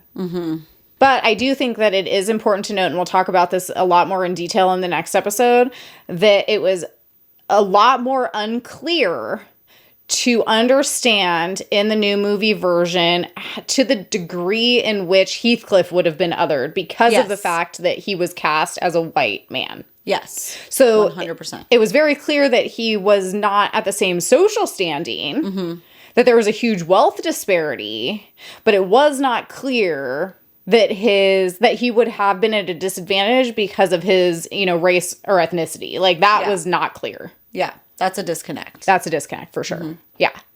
That is important to note. And like we said before, we will dive into that a lot more in the next episode. Totally. Okay, so that that dives us right into I can't even talk anymore. We give it your full guff. Class, race, and gender. Okay, amongst other things, right? It's like, you know, for any of our women's studies people out there, it's the matrix of oppression. These things work together to create people's different intersectional identities. I feel like the book did this incredibly well without overtly calling it out. Yeah. That's genius. Yeah. It's just like telling a story, and that's like you're accepting it for the way that it is. And in doing so, you're creating this really, really rich critique on these issues. we'll give a little bit more background about Emily Bronte's family in the next episodes so that you guys can kind of get a little bit more context from why she might be coming at these issues from this kind of perspective, this maybe more liberal perspective for that time period. Yeah. So obviously, the book, these were major call-outs. Mm-hmm. I think that's something that needs to be said specifically about the book is I think that we want to put things in tidy boxes. And one of the boxes that we've been seeing that people want to place Wuthering Heights into is the non-romance box. Because we want to make sure that Emily Brontë is taken seriously as a classics author who's calling out these major societal problems. Yeah. Okay, well, this might be an unpopular opinion, but I think we can have both. Yeah. I think, and we'll talk about this a lot in the next episode as well. I know we keep saying that, but guys, we're already this is already going to be a little bit of a long episode, so we have to split it into 2 parts, okay? Yeah. Here's the thing. I think what she's trying to say is that the personal is political, and you cannot, in fact, have a romantic relationship now or at any time that exists outside of politics. Yeah. I think she's saying that these issues of class, race, and gender are directly affecting our, for all intents and purposes, protagonist love story, and that is relevant. Yeah. I don't think that we have to choose. I think that it's genius to include the real life implications of class, race, and gender on a romantic relationship. Yeah. Dude. It's important to say that we have to have romance outside of that, or that we have to have, romance can't be in the conversation when we talk about that. Otherwise, it somehow detracts from it. Mm-mm. Hey, we need to stop that, guys. We need to stop the conversation going of that. First of all, romance is not reading material. What's the better way to put it? Romance cannot be good literature. Yeah, that it's less than somehow. Romance is less than. Romance is, oh, it's a romance? Love stories, because throughout this entire time, 2 months now that we've been experiencing Wuthering Heights, that's a lot of the discord. So, the love story that you have somebody talking. So, the love story, it's not a love story. People get really defensive. But it is a love story, and it's okay. And it's okay, because it can be both. And even if it was only the love story, that is also okay. So, it's we need to take that, let's remove that part, where it's either defensive or why do we have such stigma against love when it's all every human being has ever been involved with? Well, and what is more impactful than a story that can efficiently articulate the fact that love cannot exist outside of these systems, and these systems are what is destroying their love story. Yeah.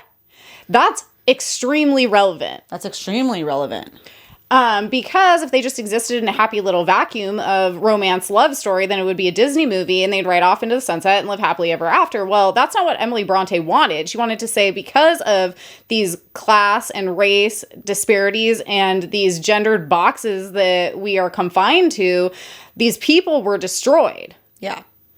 Their love was destroyed. It wasn't not real. Yeah. And I think that to separate them or say that by somehow including romance or a love story within the context of these other societal issues, it detracts from those issues is silly. Yeah. That's a silly and, in my opinion, very shallow argument. Yeah. And it makes us mad, okay? It makes us mad. And it's very black and white thinking. It is. The more we've sat on this, I'm just like, guys, this is a dark romance. But dark romance does not have to mean full frontal nudity, spicy scenes. Of course it can, and that's great, but it can also, it's like we live on a spectrum. Genres are in a spectrum. This is gothic romance. What is gothicism but dark? Why is it so offensive and defensive to be like, whoa, but not like a dark romance? It's but it's okay. Like, it, Ashley and I talking about, moments like, Kathy haunting him, moments like him digging up her grave. That's not dark romance? Yeah, exactly. It's like, why is that wrong or reductionist to refer to it as, very early on influences for the dark romance, what we would consider now to be the dark romance genre? That shouldn't be not okay to say, because we can have it all. Because it doesn't mean it's, for this case, it's only a dark romance. It's also all these other things. Yeah, it's a gothic tragedy. It's people wanting to put things in boxes. Yeah, like it's an examination of these political problems and issues of the time. It's a response to, everything that Emily Brontë is having to experience in her personal life, which we'll get into more in the next episode. And you guys heard a little bit in about the mini episode that we did, while also making up these characters to be affected by it. Mm-hmm. We don't exist. Our relationships don't exist outside of politics and the systems that we have to live within. And that's what she's saying. Yeah. And I feel like by separating them, it's like we're really missing the point. Yeah. Mm-hmm. I love that we're still talking about it today. Ooh, look at this book, still making waves. I know. What was that still meme that I posted the other day? Emily Brontë, still the bitch with all the drama. The bitch making up all the drama. Love it. It's what a time. And that's the thing, is that I have a really hard time believing that Fennell didn't want us to be having these conversations again. I just feel like it wouldn't be happening if it's happened the same way all the 35 other movie adaptations have, with not a peep. Hello? Or like even really that big of like a deal in general. Hello? Hello, I've got these ghosts. Hello. Tap, tap, tap, tap. How are you? Okay. Anyways, let's lighten it up for a second. I mean, obviously revenge is a huge theme. Yeah. And the consumption, the power of consumption, and so many different things. I mean, we see the power of consumption even in the movie with Earnshaw, dude. Sorry, I'm just laughing because isn't that what they call tuberculosis sometimes? Oh, yeah. I think so. It's like, it's got a lot of different meanings. That's so funny. Dude, I'm just remembering the leeches, man. That was a great scene. It was like, very unsettling. And some people would be like, oh my gosh, it's so horrifying. Yeah. And they did that. Obviously On not to purpose. that extent, maybe. But it's like, dude, they're literally leeching her blood, hoping that solves her sepsis. Mm-hmm. And then I put for fun stuff, because we always do like enemies to lovers, lovers to friends. Yeah. I just put enemies. Just enemies to enemies. Just enemies. Yeah. All around enemies. She's a life ruiner. She ruins lives. I mean, yeah, that's basically said. Yeah, literally about everybody. That's what they warn about to freaking Isabella. So yeah, if you liked that little us ranting and raving 45-minute rant. Hey, just so you know, that's what the next episode's going to be about. Yeah. Pretty much almost entirely. So Guys. Buckle up for that. So, all right, to take another hard right. What do you think about the spice? Okay, so first of all, let's talk about the spice in the book. There Spice isn't any. isn't spicy. The spice isn't spicy. But there is intense tension. Tension, yearning. Mm-hmm. There's a lot of that going on in the book. Because they can't be together.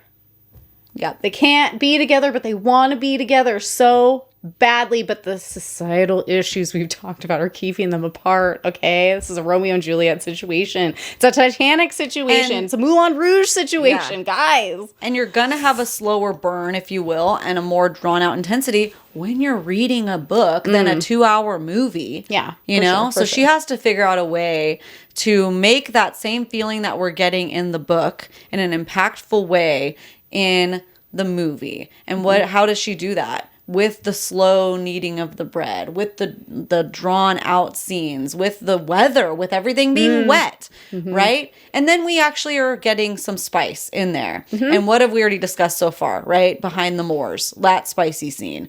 You know, what kind of representation that actually gave us in our lives is so profound. It shouldn't have to be, but it is. Well, let's talk about it. The difference between the spice that we saw in Wuthering Heights and the spice that we see in, we were, just trying to kind of like put it into perspective for Ashley's husband a little bit. We were like, the housemaid was basically spicier. Oh, yeah. I saw more stuff all around. So, okay, so then why are we having this conversation about this movie? Like, why are we clutching Game our of pearls Thrones. about this movie? Nobody was saying anything about, like, Game of Thrones is scandalous, but, like, nobody was... That wasn't the discord going around it, is how offensive that was. Well, and how off the book it went. Oh, yeah. It's like, Give me okay, a we're break. going to take this dusty... Okay, I've read not all of the Game of Thrones books, but I did read the first 4. Okay? They're dusty, guys. Okay? Like, Yeah, I love... I think I got into maybe the quarter of the first one. I'm like, I can't do this. Well, here's the thing. Sorry. I love Game of Thrones. The books, I wouldn't say I love them, but they are good. But they are dusty. HBO took that and ran with it because they knew that they needed to add more things to make it, you know, to suck in most people, right? It has to have some scandal, okay?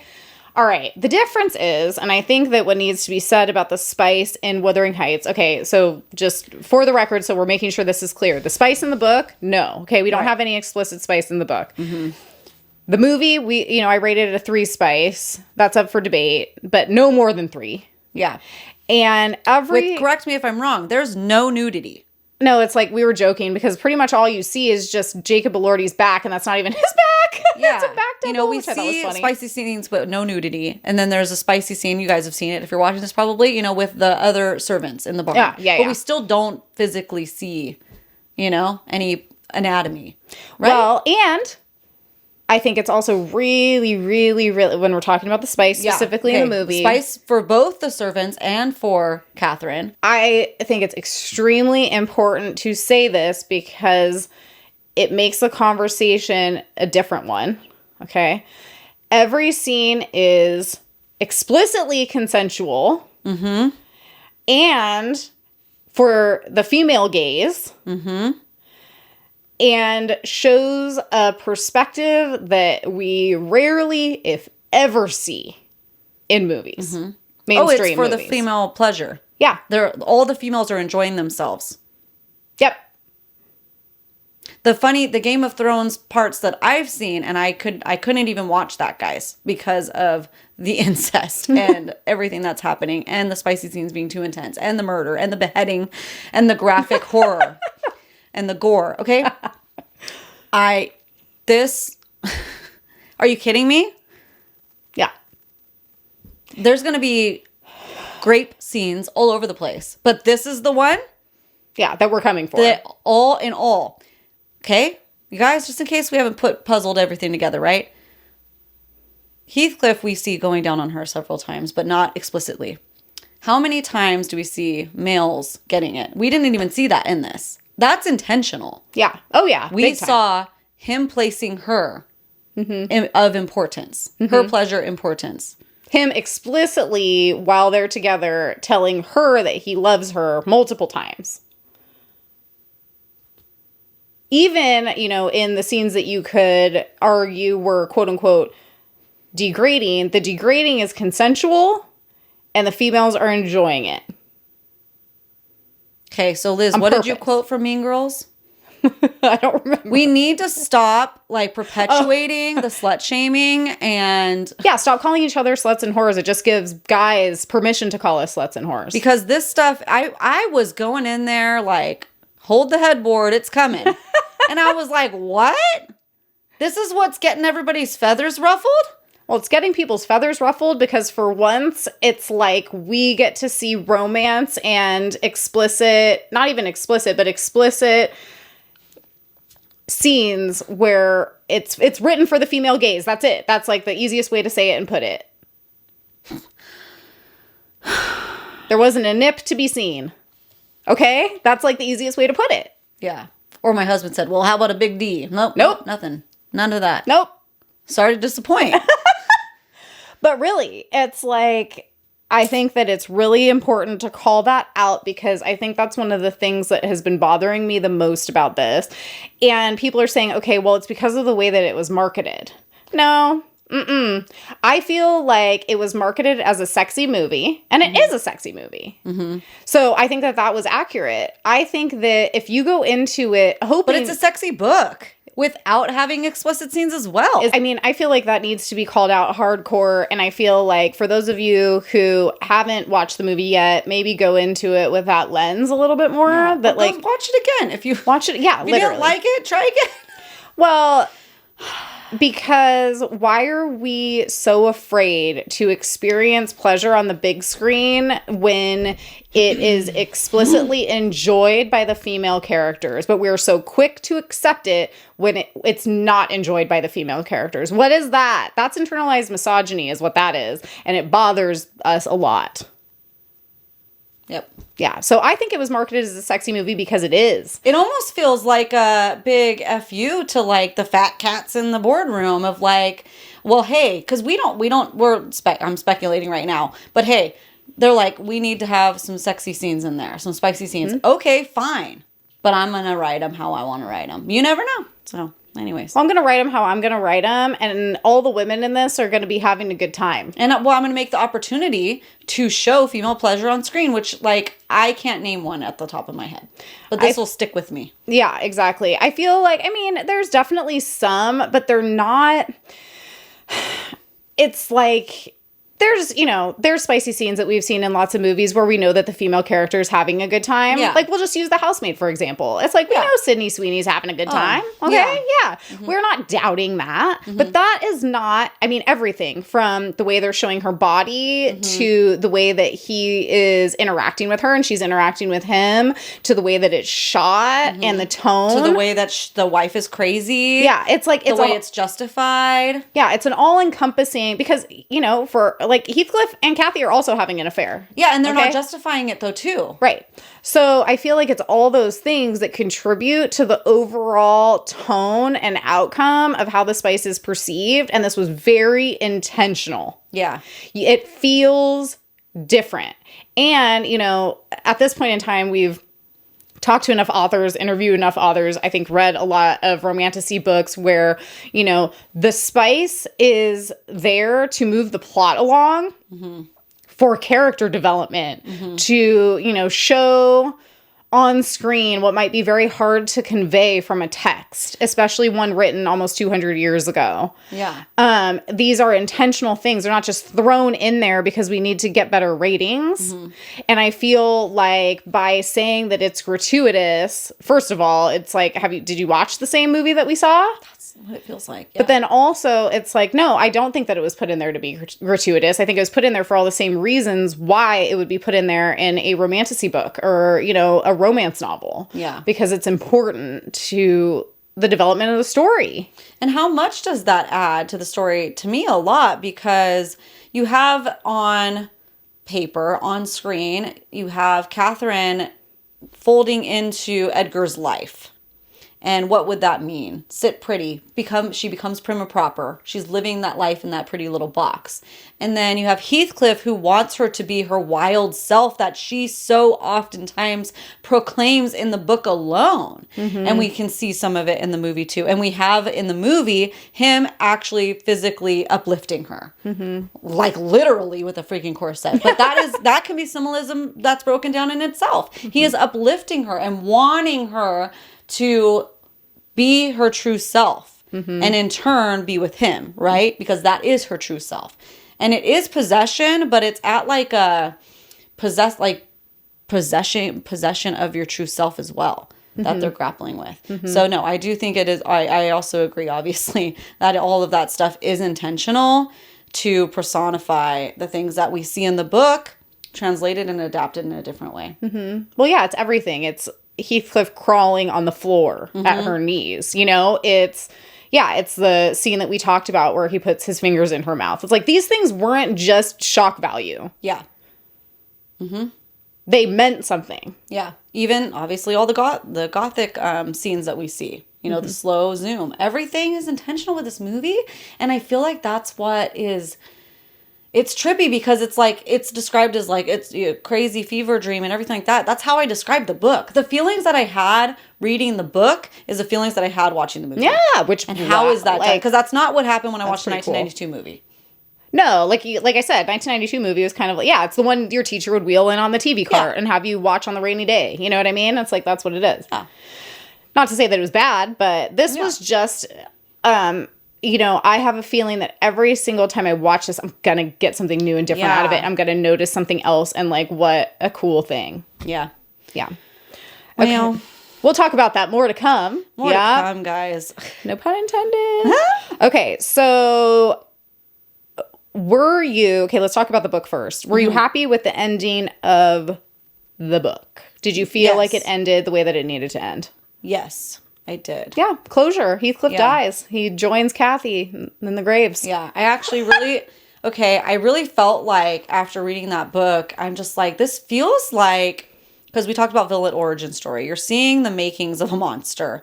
And it feels like when Catherine officially dies, Heathcliff goes into a state of psychosis. I'm no psychologist or anything, but of the stories that I've heard and seen, this is kind of the state. And it can last a X amount of time. It's not a standard time that psychosis can last in people. And, or something breaks in him, right? And he snaps. And not to justify what he's done, but it can't be disregarded. And so it feels like what we talked about at the beginning of this episode, when Lockwood comes and you have that Catherine resurgence of her ghost in whatever way of a freaking outside perspective who knows nothing. Exactly. Seeing this. And maybe it's a dream and it's, you know, a hallucination from the diary that he read, whatever. Nonetheless, it was able to like unbreak him. It snapped him out of it. That's the word. Yeah, snap him out of it. So I loved it. I mean, Nellie finding him in the like weird little death room that they have apparently back then. Well, watch I have to movie and you'll see it. Yeah, I have to call this out because I actually had a client who has a sister who has an old house with one of these. Okay, I didn't know that this existed. Look it up. Huh? But apparently, you say death room. So apparently what they would do back then, because so many people would get tuberculosis, and you need fresh air when you have tuberculosis, is they would build like a little room around the window so that the people with tuberculosis could sleep in there and get fresh air, but then not expose everyone else around them. And so, yeah, that's what he does. He goes in there, opens the window, and fades away because he's finally able to let go of his revenge and hate in his heart and is able to just release. Yeah. I felt like that was a great ending. That was a great ending. And, you know, for any of the people out there who want to say that this is technically not a romance book because, you know, it doesn't have a happily ever after, that's also offensive to say. That's also debatable because Hareton and Kathy Jr. do, for all we know, have a happily ever after. After all of this. Yeah. They inherit both estates, get married, they're in love. They wanted to be together anyways before he meddled with it. Yeah. So, hey. We don't know. Is like maybe a little glimpse of hope, which we all need. Yeah, exactly. Yep. So what about the ending of the movie, since we know that it omitted essentially all of what we want to call part 2 or act 2? I mean, I love that I had a reaction. Screen goes black. What? That's it? I yell. And it was a 2-hour and 15-minute long movie, right? It's not like it was short. I want more. Yeah, seriously. Like, I'll just sit there all day. I'll sit there all day. Let's do this. So, but how else would it could have been done? It can't. No. For the way it ended for this part of the story and what the choices that were made, great. Because, like I said, I actually like that. I like when Hollywood, that they can't milk it for all it's worth. Yeah. Sometimes because we complain about that, right? So she didn't have a baby. It's done. She didn't have a baby and neither did Heathcliff. So how can the story move on? Yeah. Yeah. So it felt like whilst I wanted the entire thing, as someone who also loved the book, if I'm not going to get that, this is the best case scenario. Yeah, so I'm agree. happy with it. It was impactful. And if anything, which I think is kind of ironic, because of the fact that Hareton and Kathy Jr. do not exist in the movie is actually less of a romance, you know what I mean, than the book, which I think is kind of funny. Yeah. But it does, by definition, but it does have the love story. I mean, you can't really debate that. It's what the whole thing's about. The tragedy is not lost because we took out the furthering abuse of the generations. Because, okay, well, basically, they're going to die. They're dead. We can assume Heathcliff would be dead soon after. Well, and I even listened to, brief interview with Fennell, who basically someone had asked her, okay, so, you know, what happens to Heathcliff now? Like, since the story is different, what happens in your version of Heathcliff? And all she really said was there's no life for Heathcliff after Yeah, exactly. Catherine. Yeah. It's a Romeo and Juliet situation, guys. Yeah, it just is. It is.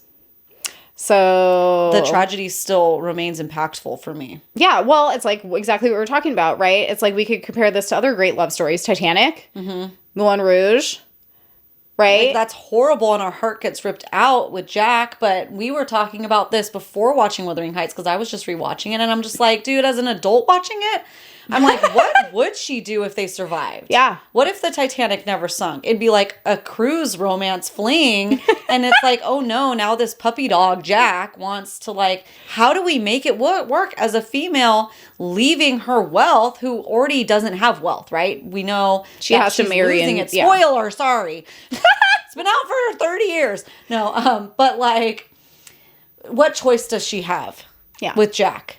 Yeah. Does she have a choice even in the 1912? Yeah. You know? So it's that same. But it doesn't make it less of a love story. Yeah. I think it's what's important. For some reason it does. Yeah. For Wuthering Heights. Yeah. What? I know. It's interesting because a lot of the same themes are brought up. Most like top favorite and best selling grossing movie of all time, Titanic. Romance. Hey. Okay, so let's just talk about, just very briefly, some reviews. Okay, so I just looked up Goodreads. So on Goodreads, Wuthering Heights has about 2.1 million reviews. And it gets a 3.9 average, which I thought was a little low. But hey, out of 2.1 million, that's also a lot. Yeah. How many of them we found out with Gatsby are kids writing it that had to read it for high school? Like, this sucks. It's so boring. We found a lot of them in there. Yeah, that's true. And then Audible, okay, so there's a billion versions, first of all, okay? So I went with the most popular one, which is the one that I listened to because of the fact that it was free on Audible at the time. Narrated by Joanne Frogott, I think is how you say her name. There's 8.3, so like 8,300 reviews, and it gets a 4.4 average. So... And I would say I would agree. I liked the audiobook. You know, Ashley and I were talking about it, you know, because it's just one narrator doing all the voices. I feel like she did a good job. She also made it a lot easier for us to understand a lot of the dialects, which was great. But dang. So useful. I can't wait till we get a dual narration Wuthering Heights audiobook adaptation. Who's working on that? Hey, are they? I hope so. So nice. So good on the ears. Could we get Margot Robbie and Jacob Elordi to do it? Why not? They're starting to do it with Wicked. Why not? Literally. That would be amazing. Dude. Okay. All right. Let's talk about the movie since that's a hot goss of the town. Okay. Okay. So we're going to Rotten Tomatoes, which we're kind of learning. This is only our second time phoning a Rotten Tomato. So the way we're figuring out how Rotten Tomatoes works with movie reviews is you have the tomato meter, which is critics, which we're going to say loosely because the physical things that I was reading, like their actual written reviews, it's a little surprising to be called a critic.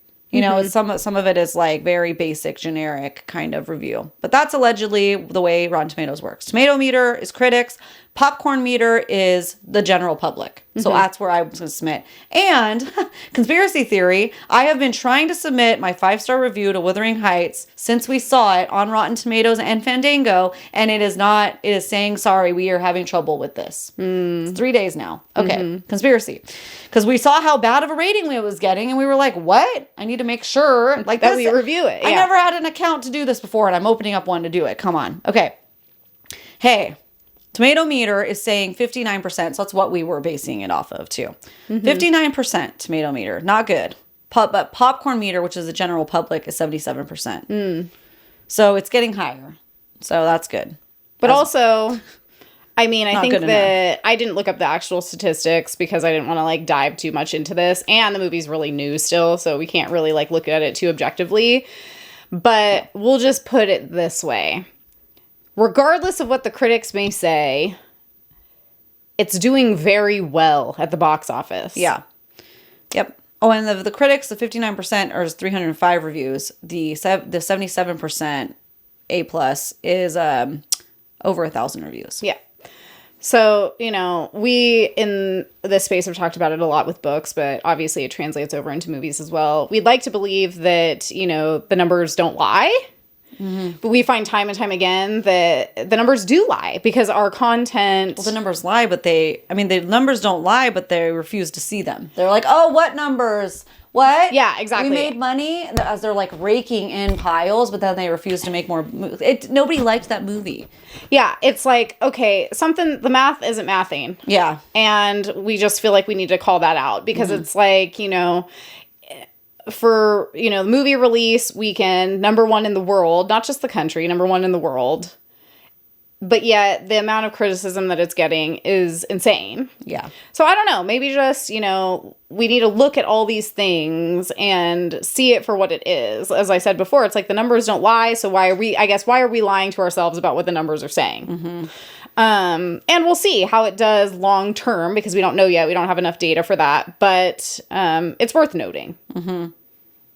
It's worth noting. It's doing well, just like, oh my God, so shocking. The Housemaid did well. And oh, so shocking. The Colleen Hoover adaptations are doing well. You know what I mean? It's like, yeah. Is it shocking? Yep. It's not shocking to us. Yeah. Or probably to you. But yeah, so something to keep an eye on moving forward here. Mm-hmm.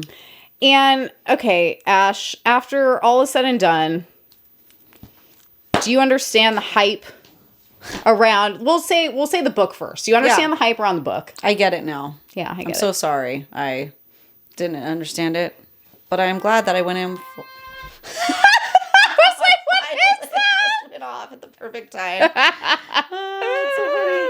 That's hilarious. I get it now.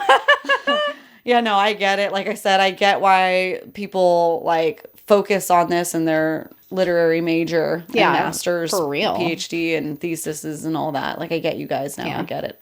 I'm just sad. Yes, I get it. Obviously, I'm obsessed. I have a tattoo scheduled. It's like I'm just sad that it wasn't assigned to us in school. Mm-hmm. Yeah, and that I hadn't read it until I was 37 years old. Yeah, sure. Because I wish this was a book that like The Great Gatsby. I wish this was a book that I had already read so many times. Maybe, once in high school, once in college, once reread in my mid-20s, and now a reread again.